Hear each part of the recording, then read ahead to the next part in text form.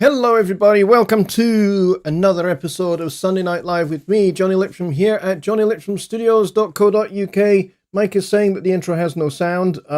It does have sound.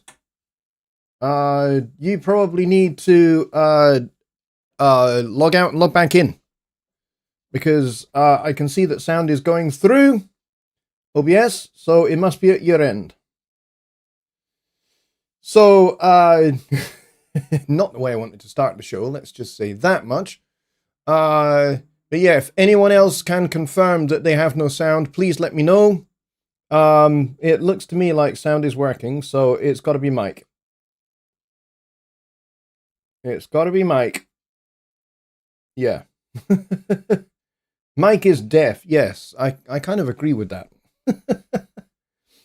Mind you, the Philippines, let's cut the guy a break, shall we? The Philippines have just recently had a massive typhoon, which one of my friends who's a storm chaser went out to go and, he deliberately went out and got himself in harm's way so that he could document it and record all the wind pressure and velocity data and all of that stuff. So yeah, he got himself in harm's way.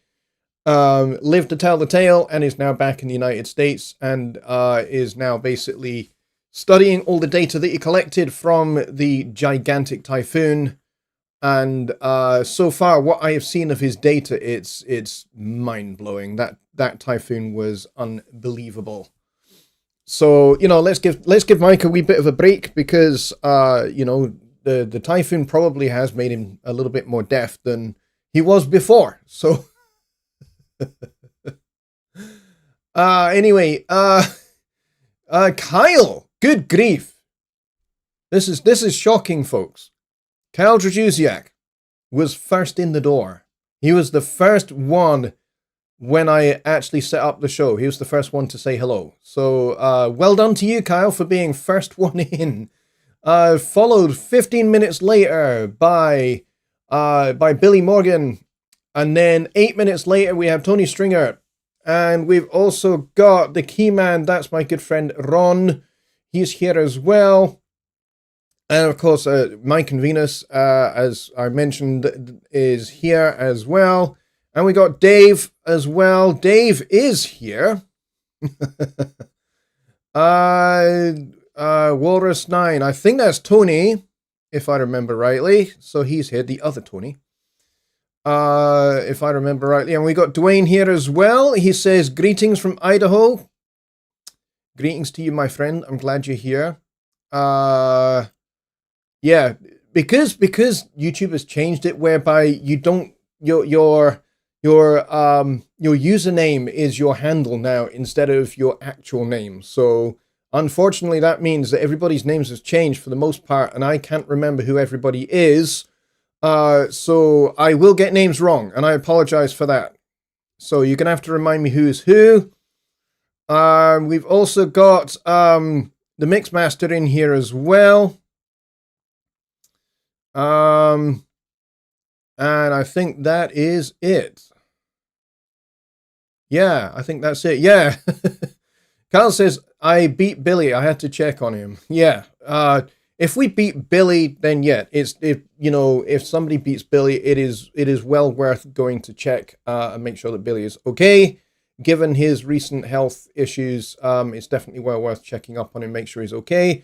And of course, we got Just Bob here as well. So we got a small little crowd this evening. Greetings from Milwaukee, says Mixmaster. Milwaukee's very nice. I have been there. It's one of the places in the United States that I have been to. And I like Milwaukee. It's quite nice. Quite a nice place. Certainly that was my impression of it over 20 years ago. It might have changed, but certainly, like 20, 25 years ago, it was definitely a very nice place to be. And I quite enjoyed my time in Milwaukee for sure. Dave says, he's only here by proxy. My lawyer says stay on social media. It'll help in court. That's funny. And Eric is here. Hello, Eric. And he's from Jamestown, North Dakota. There we go. That is a place I have never been to. I've never been to North or South Dakota. I've never been to either of them.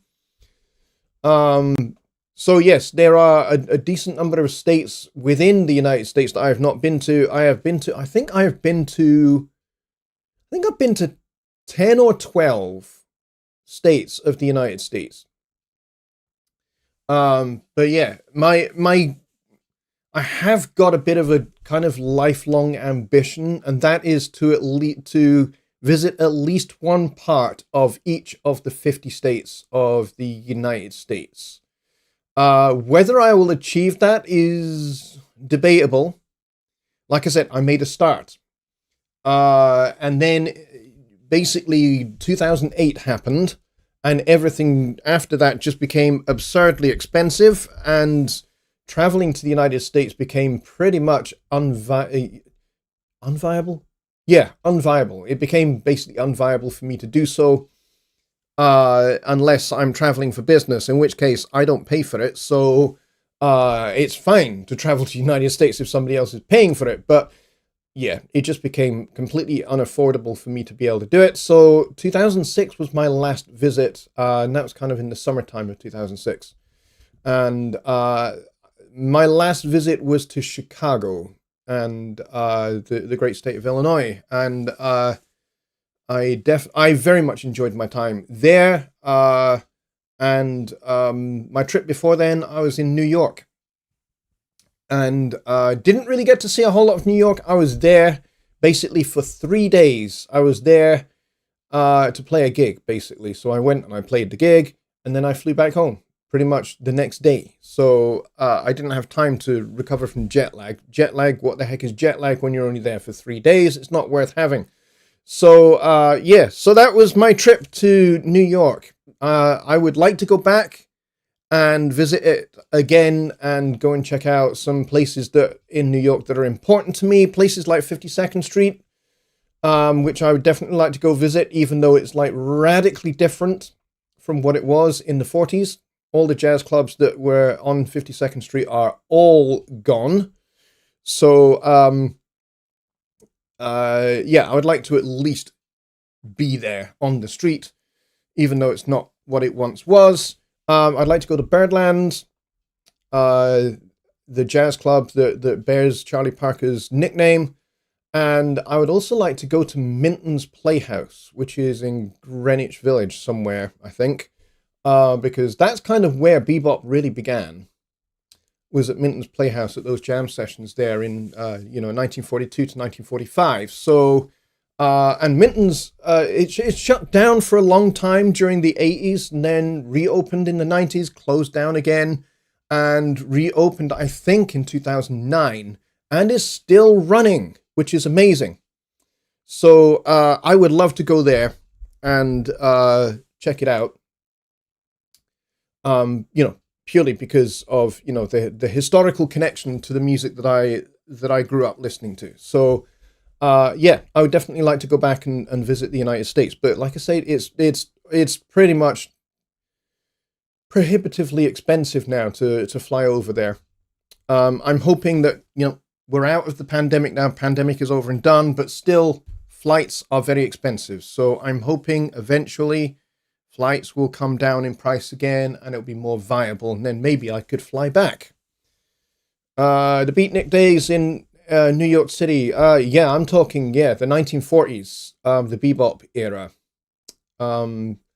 That's kind of the era in New York and in jazz history that I feel personally most connected to. So, yeah, great place, great era. All right, so we're not here really to discuss music like that, because that's really for Songwriting Simplified. This is for Studio One, which is what tonight's show is all about. Studio One and your questions about Studio One, and more broadly, recording, mixing, mastering in general. So if you've got questions, get them in the chat. I did notice that there was one question, but for some reason it did not trigger the highlighting in red. I don't know why it didn't. So I have to go back through and find that question. Here it is. The Walrus 9 says, right next to the quantizing panel, there is a little square that says groove or grid. But I meant to ask about that last time and I forgot. What does that do basically? So what that is the, it's part of the quantize panel.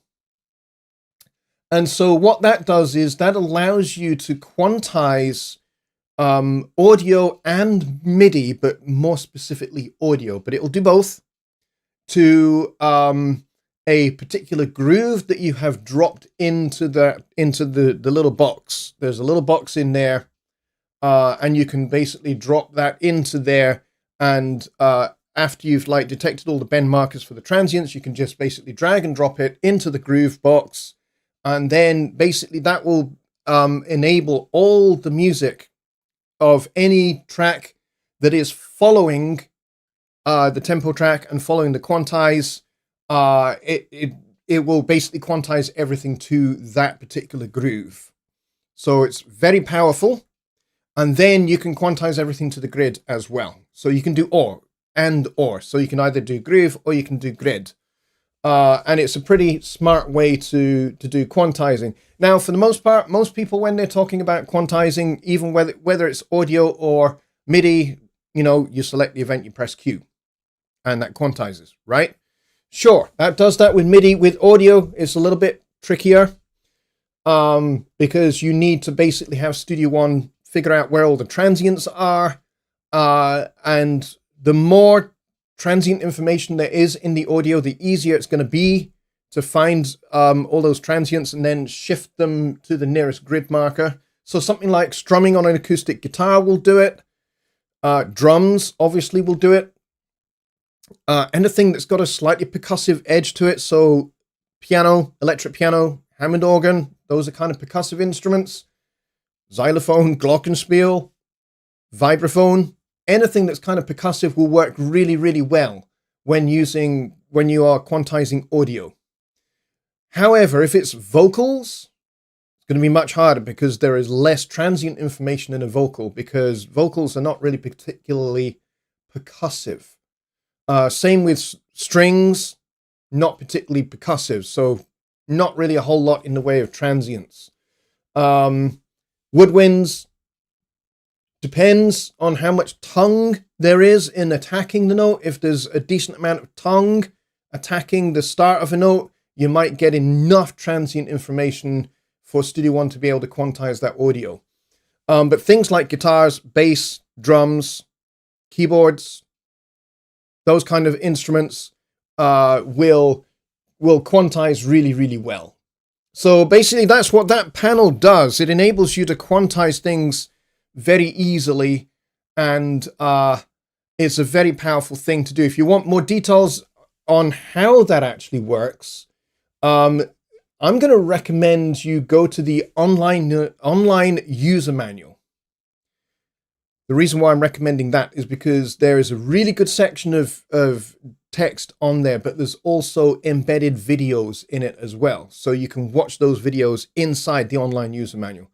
So basically you just want to go to, let me find the link for the user manual, and then I will drop it in the chat. Hang on one second.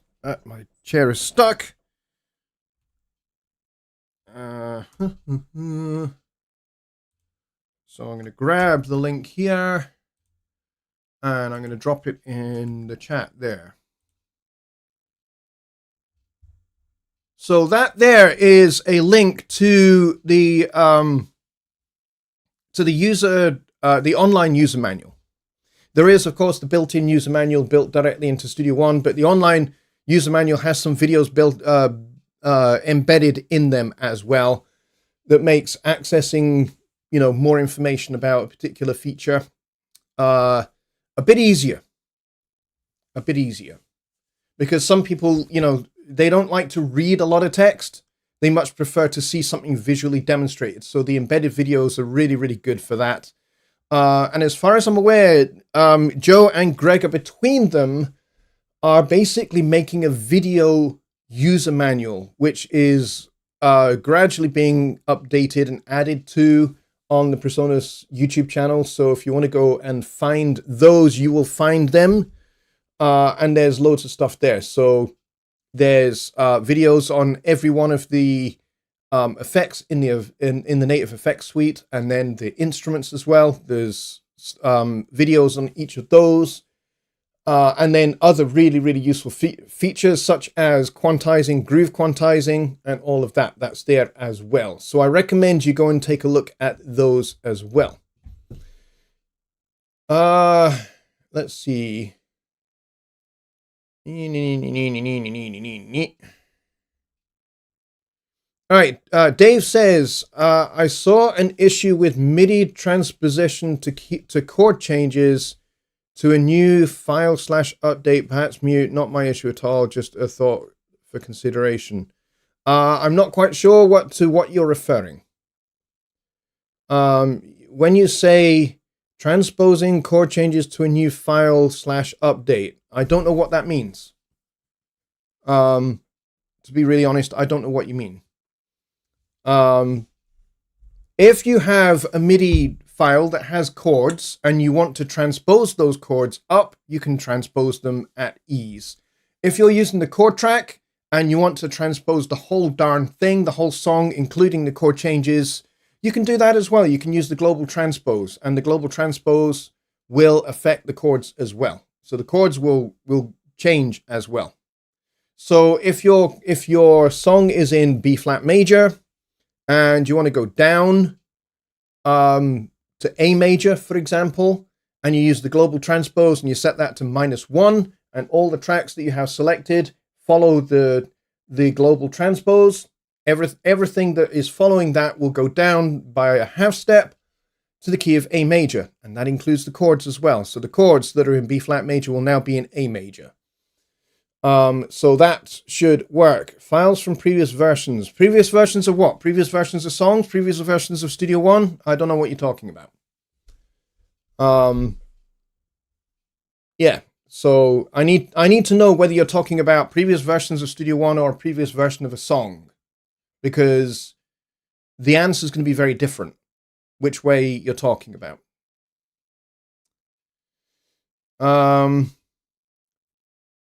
Dave says, I do like a book as it becomes a perfect bathroom companion. Well, I've got good news for you, Dave. If you like bathroom reading material, the good news for you is that if you go to my.presonus.com, click on products, click on Studio One 7, and on the Studio One Pro 7 product page, in the download section, you will find a link to the PDF user manual, which is all in English. There isn't a PDF manual in other languages as of yet, but it's in English. So you can download that and you can print that to your home printer if you prefer. And then if you really want to be sophisticated and smart, you can then take that to a binders and get a nice little ring binder put on it. And then you can put that in your bathroom and you've got a nice little paper copy of the user manual. Just bear in mind, because there's lots of screenshots and there's lots of pictures and things like that, it's going to use up a lot of ink. So make sure you have a lot of ink and nice clean print heads for your printer, so that when you are printing, the images come out nice and clear and you know what they are. And it helps if your printer is a laser printer or something similar, because then you'll get really, really high resolution graphics for the images and screenshots and stuff like that. Eric has extremely sound advice here. This is real wisdom, and I'm not being sarcastic when I say this. I actually really mean this. He says, don't forget to click like. Yes, please, because I see that we've got 15 people here, but we've only got 9 likes.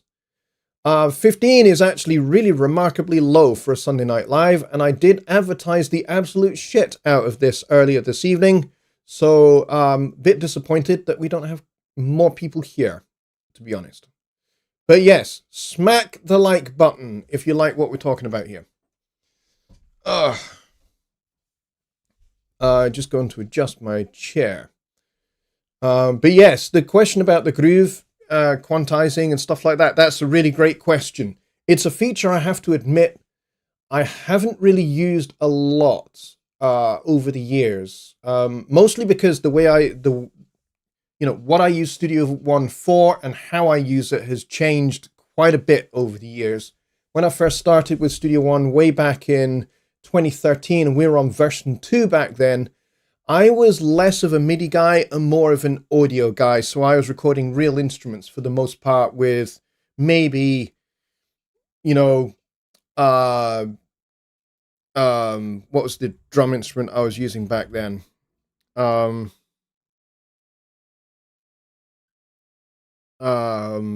think it was one of the native instruments ones. I can't remember which one it is though. But anyway, I was using that for doing, kind of scratch drum parts before I would just send that off to my drummer, complete with a chart, and then he would know exactly what he's doing coming recording day, and we'd just record his gorgeous Ludwig 1964 Champagne Sparkle drum set. I love that drum set. It's an absolutely gorgeous drum set. And so we would record that with 2 overhead mics and a kick drum mic. And that was it. That was pretty much it. There were no direct mics on anything, really. Sometimes we'd have a little clip-on mic for the snare drum and maybe a hi-hat mic, but pretty much that was it. It was like 1, 2, 3, 4, 5 mics at the very most recording drums, which is actually my preferred method of recording drums. I like to record nice open tones, and I don't mind having lots of bleed. And so for that reason, I don't tend to go for close miking for drums. I tend to go for overheads and a kick and maybe a snare drum and a hi-hat mic. And that's probably the most mics I will do. Sometimes I will do the Glyn Johns method where you have one mic off to the side and then the other mic overhead. That way, I'll do that way. Sometimes it's just a stereo pair over the top, and then kick drum. So, that was my go-to kind of drum miking technique for most of what I do. And I've been recording drums like that for, the better part of, 35 years. Because back when I started recording drums in particular, that's all I had. I only had 3 microphones. So I had to do something to capture drums in a really, really good way. So basically, stereo pair overhead, kick drum mic, that was it. That was all I did. And I got decent results. And in fact, I've also recorded with just a single microphone. That's a bit of a challenge to get right, but I've done it with a single mono microphone. Okay, you don't get kind of a decent stereo spread. You just get very mono sounding drums. But when the occasion has demanded it, I've just gone with one condenser microphone.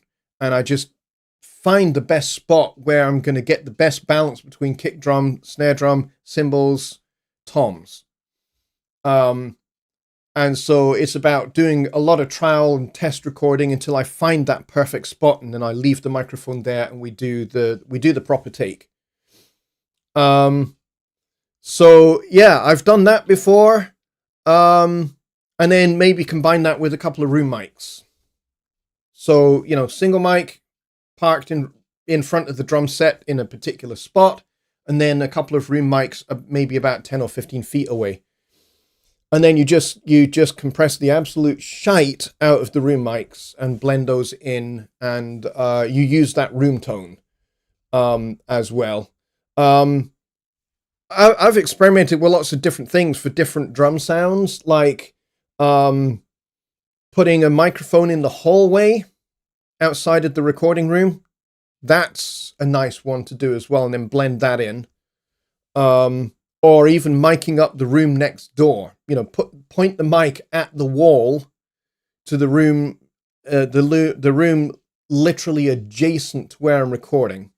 That can sound very, very cool as well. And you can get some really, really terrific results from recording drums in that way. Yeah. Room mics, best investment ever. Yeah, they certainly can be. But, there are also situations and circumstances where I just wouldn't use room mics at all. Like if I'm wanting to do something that's nice and, close and intimate, like, jazz standards, for example, I'm not going to use room mics particularly.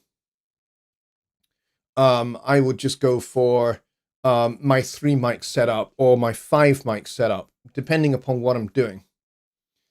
And just keep things nice and close. And, it's about capturing the overall sound of the drum set as a whole. And then, a little bit of baffling either side to prevent bleed out to the other instruments and for the other instruments not to bleed into the drum sound.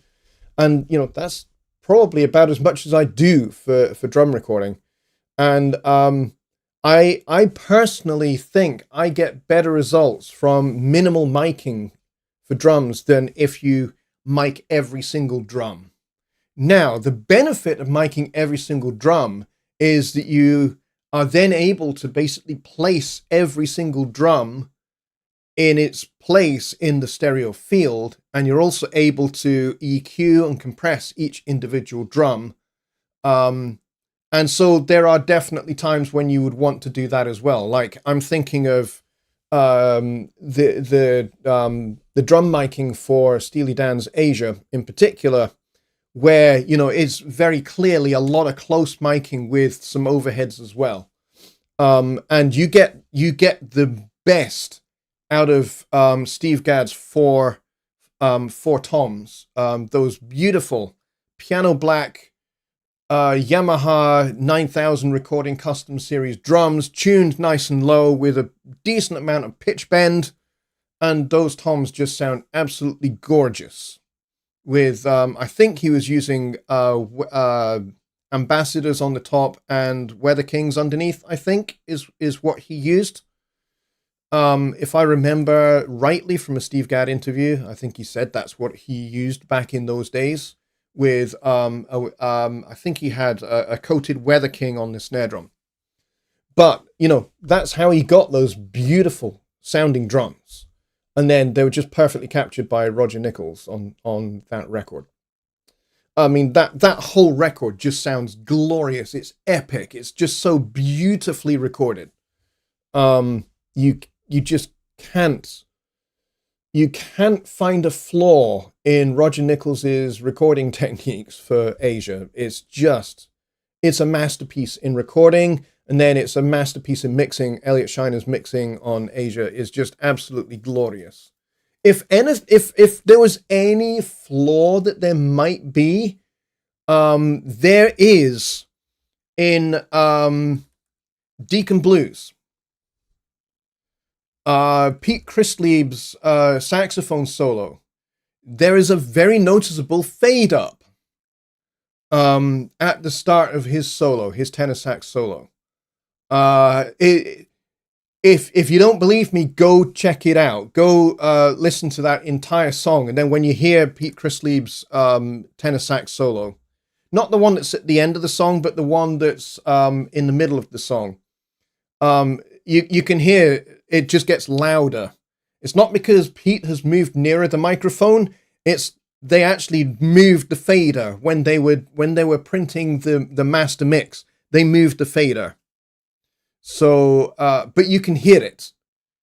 It's really, really clear. And so if ever there was just one flaw in that entire record, that's the one. But it's a beautiful record. And it's an absolute masterpiece in recording and mixing, as well as, songwriting and arranging. But that's outside the whole songwriting. The whole songwriting and arranging aspect of that record is outside of the scope for this show. That would be for a Wednesday show, and we certainly can discuss it. Not that I can play any examples from it, because I can't, because MCA will hit me with copyright strikes and takedowns. I know this because I have in the past, I think maybe about 5 or 6 years ago, I did an episode where we took apart Steely Dan's Peg, because it was part of a blues series that I was doing back then. And I was basically talking about that song as evidence of it being basically, I think as Becker and Fagan described it, a pantonal 13-bar blues. I think they were just basically taking the piss out of the journalist who they were talking to when they said that. But it is pretty much a 12-bar blues, but it's very unique. We're not going to get into that aspect of it. But when I played on here just the chord changes and a little bit of the intro lyricon figure played by Tom Scott, I got a takedown by MCA, and so that particular episode of the show is gone. Unfortunately, I was forced to remove the entire episode. So sorry about that, folks. So definitely we can discuss the songs. I have to be careful about what aspects of the song I play on the keyboard, from Steely Dan in particular, because, they are still very much under copyright, and MCA are one of those record labels that they do like to issue takedowns, unfortunately. I have fallen victim to it. And, I wrote to them, I emailed them and said, hey, I'm using this for purely educational purposes, because I'm teaching songwriting on this live stream. And of course, Becker and Fagan are the master songwriters themselves. So that's why I was doing it. And they didn't really accept that as a reason, unfortunately. So it is what it is. I'm not going to whine about it or complain about it. It's just the nature of copyright, and it's the nature of doing an educational show like Songwriting Simplified. It is just what it is. Laura says that most home studio recording people don't have rooms big enough for room mics. This is very true. Like, this room is not big enough for room mics. Certainly not. And in essence, if I had my drums in here and I was using my 3 miking technique, basically my overheads would become de facto room mics as well. So what I might do in a situation like that is I might actually make a copy of the stereo channel for the room mics, and then basically do some additional parallel processing. I might. But this room really is it's not great for recording drums in at all, to be honest. The drums would be extra boxy in this room, even with my acoustic treatment. So it would not be ideal to record in here, which is why drums have never been recorded in this room. So my drums are set up in a church sanctuary, so which I have access to. So when I want to do recordings for drums, I can go and record there. It's a purpose-built drum booth. It's got close mics as well as overhead mics in it, and I can get a pretty good sound for drums in there if I need to. So it's easy enough for me to just take a laptop with Studio One on it and record drums there, and then bring those recordings back in here and import them into Studio One on this computer. So it's easy enough to do. And like I said, I've got access to that nice big sounding church room. So yes. All right, we got any other questions? Because we're only just a little bit over halfway through the show, and I would like this to be a full 1 hour show if we possibly could. Eric says, if I use Console Shaper, does this take the place of a saturation plugin? No, it doesn't, because it does something not only better, but it does something completely different to a saturation. You can do some saturation with the Console Shaper, but it does something phenomenally better.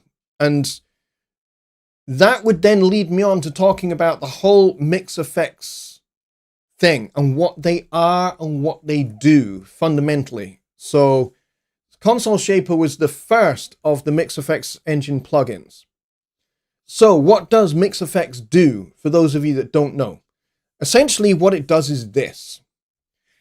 It replaces the standard audio engine for Studio One with, for example, in this case, the Console Shaper. The Console Shaper becomes the new audio engine for Studio One. So audio is being affected by the Console Shaper at the event level, right? So audio is coming directly in and through the Console Shaper before it hits the console, before it hits the mixer in Studio One, right? Which is why you have that separate mix effects thing at the top of bus channels and at the top of the main out channel as well. Basically audio, before it hits anything on the insert and sends and the fader, it goes into the Mix Effects engine. The Mix Effects engine affects everything at the event level, right? So it's as if you take away the standard Studio One engine that we've had for years and years and years, and you replace it with whatever that is. So if you're using the Console Shaper, that becomes the audio engine. So you now need to treat Studio One as the Console Shaper. It's as if it is actually a console. Okay, so imagine you've got rid of the in-the-box experience and you've replaced it with an actual console with faders, channel strips, the works. I hit the mic, sorry about that. And that's what it does. That's how you have to think about the Console Shaper and all the other Mix Effects plugins. They are not like the console emulation plugins that you might find from Universal Audio or Slate Digital or Waves, right?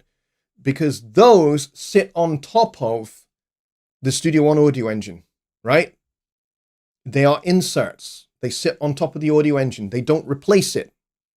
So for this reason, if you're going to use something like the Console Shaper or the any of the other retro Mix Legends consoles that are there, including the Porta cassette and all the others, if you're going to use those, start with it, right? Start with it, set it up, and then mix through it as if it's a real, actual console. Don't just like do your mix and then slap it on at the end and go, I'm going to give this some analog vibe. Because it won't work. It will actually deconstruct your mix. Because the mix you started with was the mix you did on the default standard Studio One audio engine. And as soon as you put in the Brit console, for example, you're taking that standard audio engine away that you started with and you're replacing it with another one. And so the overall balance of your mix will get destroyed, right? And it won't sound any good. It won't sound like what you're expecting it to do. So if you want one of the mix engine effects consoles, you need to choose that one at the very start and then use it all the way through your recording, mixing, and mastering process. Right? At the very least, your recording and mixing process. Mastering, I don't think they're available in the project page, but certainly they are available in the song page. And so start with it, use it all the way through your recording and mixing phase, finish your mix, then send it over to the project page, do your mastering and use whatever you want at that point. But if you're going to use those plugins and go for that analog sound, you can't just slap it on at the end because it doesn't work like that. So to get back to your question, Does the console shaper take the place of a saturation plugin? It kind of does, but it also kind of doesn't. You can do console saturation, and you can do crosstalk, and you can do all sorts of things on those plugins. But it doesn't necessarily replace the use of a saturator as an insert. You might want to do some extra saturation as an insert. Or you might find that when you're using the Mix Effects Engine plugins that you don't actually need a saturator as an insert, because what you have going on in the console shaper does the job for you at the event level, right? So those are things to think about, especially when you're talking about saturation. What kind of saturation is it you're trying to get? Is it digital saturation, or is it more of an analog style saturation? Because if it's analog style, think about whether you can achieve that with one of the console plugins from the Retro Mix Legends collection. And if that's the case, then start with that. Don't just add it on after the fact. Start with it and then record and mix through it as if you are sitting in front of an actual physical console. If you think of it that way, that it's an actual physical console that's right in front of you and your audio is coming through that and out to tape, you'll be using the Mix Effects plugins in the way that they are designed.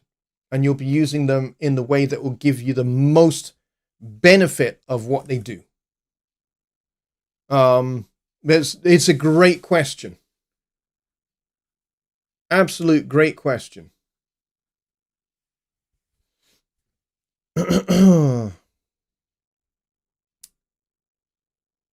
Mixmaster says, my divorce then is Little Miss Can't Be Wrong. I'm not sure what the heck that refers to.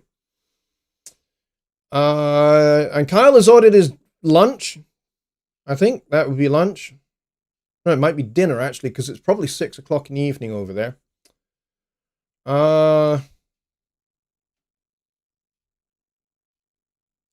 Mixmaster says, what you going to do to get into another one of these here rock and roll songs? I don't know. I can only talk about them kind of in a sense of an example, and then you are going to have to listen to those in your own time, and then refer back to what I was talking about, and hopefully that you'll make a connection, because I really do need to avoid takedowns. Seriously. Kyle says, so an Studio One needs an Abbey Road Red console emulation. That's a really, really great feature request. I don't disagree with that. Don't disagree with that at all. And I think you should go over to feedback-software.presonus.com and make that as a feature request if you have not done so already, for sure. Abbey Road Saturator, yeah, it's pretty good. I like the Red console. I have seen it at Abbey Road, the actual one. The actual Red console. I've seen it. I've also seen the TG12345 as well. I've never actually used them though. Basically, even if you're there as an assistant or you're there as a session musician, I was there for the most part when I was there at Abbey Road. I was there as a session musician, but the folks there that work at Abbey Road Studios all the time, they are full-time employees at Abbey Road. They know me well because I've been around there a lot, and they know that I'm a mix engineer as well. But really, it is a case of you can look, but you can't touch. Even if you do know what you're doing, you still can't touch. Unless you are specifically hired by an artist to mix on those consoles, which of course I have never been hired to do. So, yeah. But, you know, I have done the tour. I have been in those rooms where those consoles have been actually being used. And it's an amazing experience. It's an amazing place. And Abbey Road has just celebrated its 94th birthday, if you can believe that. That's amazing. 94 years.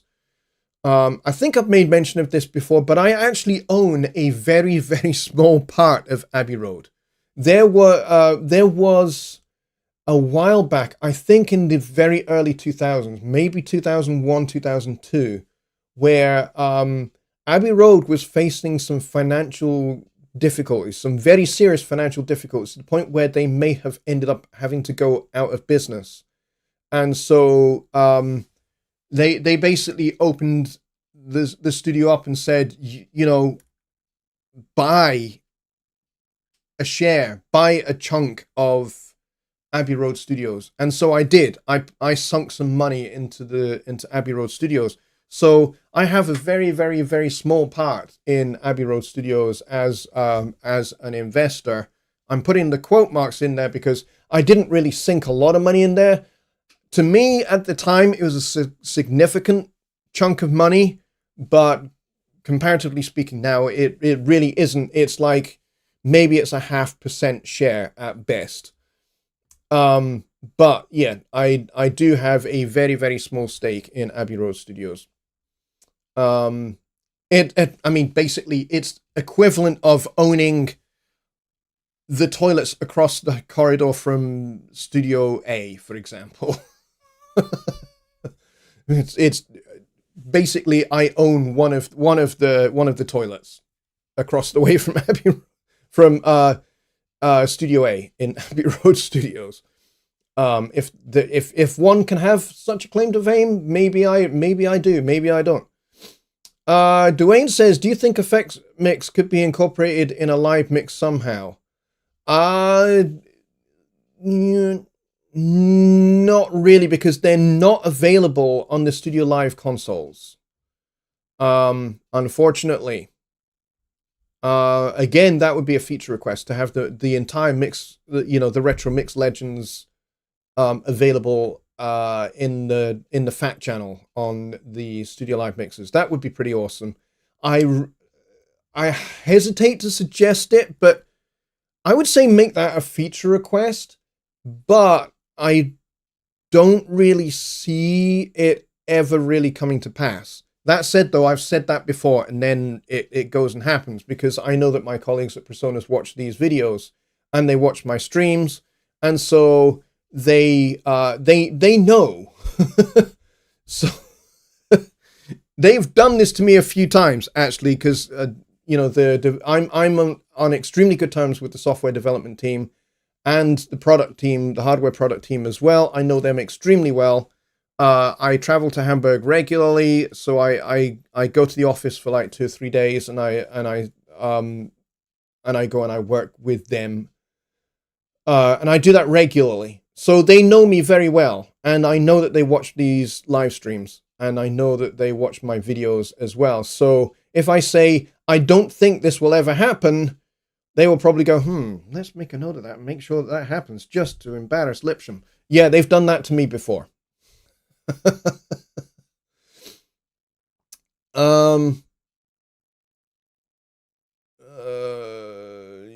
Mixmasters, hang on, let me go up, because there's been a flurry of questions. I don't want to miss anything here. Mixmaster says, is there any way to sort out or identify Waves plugins included in Pro 7 versus ones we need to buy? Not really, because Waves is a third-party company. So they're not really included with Studio One. I don't think they ever really have been included. But what you have been able to get from various different third-party manufacturers over the years is a selection of instruments and plugins that you've either got at a discount or you've got for free. And when that happens, they are just their plugins. They're not specially labeled personas. They are, for example, a Waves plugin of any particular kind that's ever been added. I can't really think of any. But they're not specifically labeled personas. They are just their plugins. For example, what was added just recently, the Arturia Cold Fire Distortion plugin, which is pretty amazing. I've seen it demonstrated. I am never likely to ever use it, so I don't have it. I'm afraid. So I'm never likely to need to use it. So it's one that I won't be getting. However, it is available for free. You can go to Arturia and you can go get it. There is, it's in your my.presonus.com account. You just get the product key and the unlock key. Go to arturia.com and you create an account, and then you register the two keys, and then you download it, and then you install it in Studio One. Job done. But they are not specifically labeled Presonus.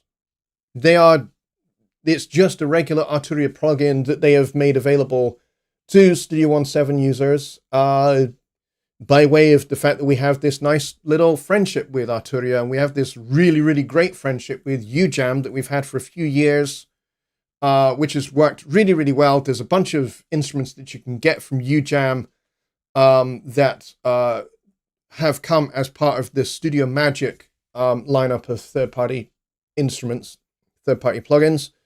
But they are not specifically Presonus. They belong to UJam. They belong to Arturia. They belong to whichever plugin manufacturer it is. So they're not going to be labeled Presonus or anything like that. So no, there is no way to separate them out. Kyle says the Neve office has one of the 4-track tape decks used for Revolver and Sergeant Pepper. I had heard that, actually. I don't know which particular tape machine it is that they have, but I know that they have one. Dave says, lol, you have API, EMI, Trident, all of this old gear, every bit has a thing. I'm not really sure what you're talking about. I don't have... there are EMI Trident console emulations available. I think Slate Digital have done one. Universal Audio certainly have done one. I don't have any of those. But like I said, I have been in the presence of the actual Trident consoles at Abbey Road, and I have heard music being recorded and mixed through them. And they are amazing pieces of kit, and they sound glorious. Old School Funk and Soul is here, and he says, so then, that means you have tried all the console shaper variations before starting an official recording in Studio One. Please explain the best shortcut to save time. There isn't one, because essentially they are console emulations, but they replace the audio engine, which is what I said earlier. Like I said, the best way to make use of those consoles is to think of them as an actual physical console in your actual room.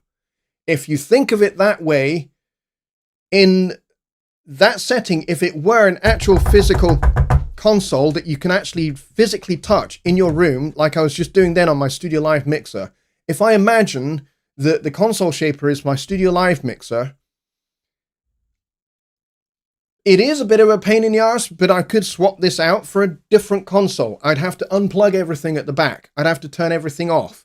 And then I'd put that to one side. I'd have to stick another one in here, plug everything back into it, power it on, turn everything else back on. So yes, think of it that way, because it is analog. So yes, you can just drag and drop, drag and drop, drag and drop. It's as easy as that. But you got to think about what you are literally doing to the audio engine by doing that. You are replacing it. So you are effectively at the audio event level running audio directly through that console. So a lot of people think, oh, you just slap this thing on at the end and, hey, you get that nice analog vibe from the Brit console or the whatever console you particularly choose. And then you just swap it out for another one. Or you just swap it out. Yes, you can do that. Is that the best way to use it? No, it isn't. It isn't the best way to use it. The best way to use it is to pick one and stick with it for the duration of your work for that particular song.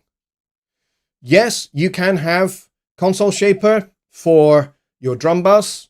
You can have the Brit console for your keyboards bus. You can have the porta cassette for your vocal bus. Yes, you can do all of that. And to my mind, you will have a very, very confused sound, but you can do it. Personally, I say choose one and then use that across the board, across all your buses, across the main output bus as well, and stick with that sound. So yeah, yes, you can experiment. You can just like go, hey, whilst I'm recording, I'm going to swap the maybe the Brit one out for the Neve one and see which I prefer. You can certainly do that. But once you've picked one, stick with it, record through it, mix through it, and then do the mastering after. So, you know, for as much as we have a digital domain, and in the digital domain, there are lots of shortcuts. When you start adding things like analog emulation, if you really want to use analog emulation in the best way possible and get the most realistic sound and the best quality analog sound, is to imagine you literally have an actual Neve console in your room and everything is going through it. If you do that and you treat Studio One like it has been removed from the digital domain and is now a Neve console or a TG12345 or whatever you are choosing to use, that's what you use, because you can't exactly wheel one big Neve 24-channel console out the door and bring in an SSL 24-channel console, because it doesn't work like that. Oh, yeah, but now we've got the SSL. Oh, I think I prefer the Neve, so let's just wheel this one out the door, and let's then bring in the SSL, and then we're gonna have to plug everything back in, make sure every output and input channel is plugged in the right place, and make sure all the outboard gear is also all connected up. You have to think of it literally like that if you want to get the best out of it. Now, you can take what I say with a pinch of salt and decide not to do it that way. It's entirely up to you. But this is my recommendation based on the fact that I alpha and beta tested the Mix Legends plugins. And I know the developers, and I know what they were intending to do when they designed these plugins. They are modeled. It's not just like they sound a little bit like, they are modeled on actual hard physical consoles with actual channel strips. At the actual schematic level, they are modeled. So it's not like somebody has just gone, oh, I'm just going to record a couple of channels and then I'll just copy that across 24 times and then that's our console. They didn't do that. They literally modeled every single channel on the entire console, including its crosstalk behavior and its distortions and other random stuff.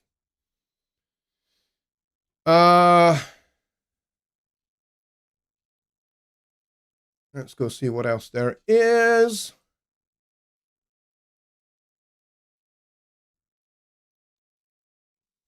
I'm just trying to see what there is. Okay, Ron says, does Studio One Mobile count as a license in my Presonus account? Number one, it's not called Studio One Mobile. It's called Fender Studio. Now, yes, we all know it's based on the Studio One code base. I mean, even the flipping website for Fender Studio actually says that. It's developed by the Presonus software team, and it's written on the Studio One code base. So I can see why you're calling it Studio One Mobile, but it's not. It's Fender Studio, and no, it doesn't count as a license in your Presonus account. Because it's not technically a Presonus product. It's a Fender product. So no, technically it does not. And it certainly does not count as an activation of Studio One. So if you're worried about does Fender Studio, having that activated on your account, does that somehow affect your Studio One Pro 7 activations? No, because they're not the same thing. So it won't do that. Let's see. Dave says software works as third-party in 7 as well. Yes, of course, we support third-party plugins in Studio One 7. I think there should be third-party stuff. Yeah, there is. you can use third-party stuff in Studio One 7, and you could also use third-party plugins in version 1, 2, 3, 4, 5, and 6 before it. Mixmaster says, I own some Waves, including Abbey Road Master Console, but I think there are some others available and others there, but you have to buy them. Yes, you do. But things like the Abbey Road Mastering Console, that was never ever part of the Studio Magic bundle. That is that basically as part of the agreements that we have with various other third-party manufacturers, like UJAM and Arturia and people like that. I don't think Waves has ever been a part of it, as far as I'm aware. Cold Fire is awesome. I have heard it really is. I have heard it really is.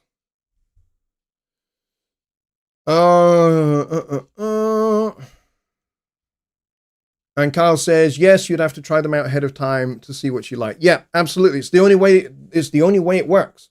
I mean, this is like, if you imagine that you go to Abbey Road Studios to make your record, right? So you are hiring Abbey Road to record your I don't know, your 5 or 6 song EP, and you're going to get them mixed there, you're going to get them mastered there, and you're going to get them pressed to vinyl, because Abbey Road will do the whole thing for you. So let's say you're going to do that. You're going to decide which studio you want to use to start with, and therefore which tape machines and which consoles are in those rooms. So let's say you go and use their SSL console, for example, their SSL G console. So that's the studio you're going to be in. You're going to be in that studio with that console, and there's a tape machine that is in that room that is connected to that console. That is what you use.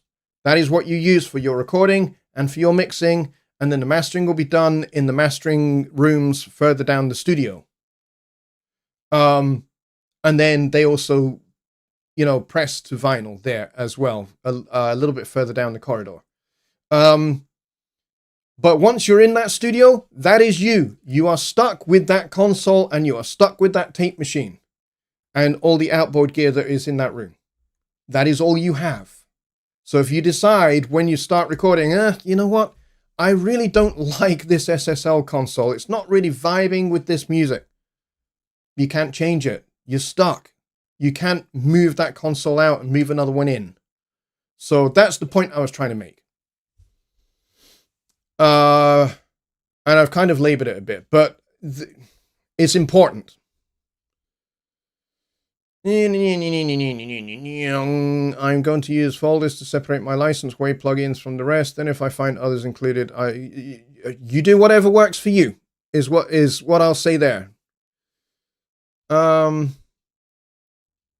Let's see, what else? So do different channels sound different in the plugin? In the Retro Mix Legends consoles, there is certainly some well-modeled crosstalk between a channel and its adjacent channels. And yes, there is some distortions and things like that you can make use of. But whether, channel 1 sounds different to channel 10 and channel 20 sounds different to channel 10, I'm not sure necessarily. But the next time I'm in Hamburg, I know the guy that basically did all the modeling, and he has a PhD in that kind of physical modeling science. So I'll ask him. But from my conversations that I had with him the last time, they modeled every single channel. Eric says, so what I have been using are my SSL plugins with SSL 360, as it works perfect with Studio One. I was wondering if I was on the right track. Yeah, sure. The SSL 360 is really good. I don't have it personally, but they are made by the company that make the consoles. So yeah, you are definitely on the right lines. But again, like I said, don't just slap them on at the end. Work through them. You'll get much more analog, vibey results if you imagine it's a real SSL console, not just, a plug-in in the digital domain. But if you imagine it's an actual console sitting in your studio space, then you will get much better results using those plugins. Trust me. on that. And Rick Nakvi, who was formerly at Presonus for 29 years, he now works at SSL. And so he has a lot of hands-on experience with SSL and how they do things. So, and he and I are great friends. We go back a long, long way. So, I mean, I can talk to him as well about the SSL plugins because he knows them pretty well. What I meant is I've been using the SSL channel strip 2 and bus compressor as a console, but I'm wondering if I should use console shaper instead. I would stick with what you're doing. Console shaper is a different beast altogether. It's modeled after I don't know what, but it's not modeled after anything that's like a famous console like an SSL. Whereas if you are using the Retro Mix Legends plugins, there is a brick console. And when you look at the GUI for the channel strip, it will look very, very similar to, I'm not saying it is, because I can't, but it certainly does look an awful lot like an SSL. So I'm not saying that that's that, because, you know, I don't want Presonus to get into trouble. So anyway, Ron says uploading an audio recording to a workspace made in Fender Studio is still not working. Yeah, I don't think you can from Fender Studio. That would be why. I don't think there is any linking between Fender Studio and the workspace. So I don't think you can do that. But you can do that from Studio One. But I don't think you can do it from Fender Studio. And currently, you cannot.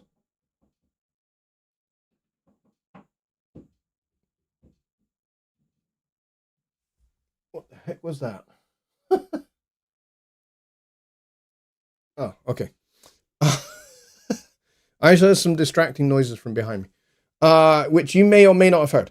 So, yes, Fender Studio does not do send to workspace, which is why it's not working for you. But you also currently cannot send to Studio One from Fender Studio either. So there's no send to Studio One, there's no send to a workspace either. There's no link between Fender Studio and workspaces or Studio One. At the moment, who knows if or when that will ever be added in the future, I don't know. But yes, that would be why, Ron, it's not working for you.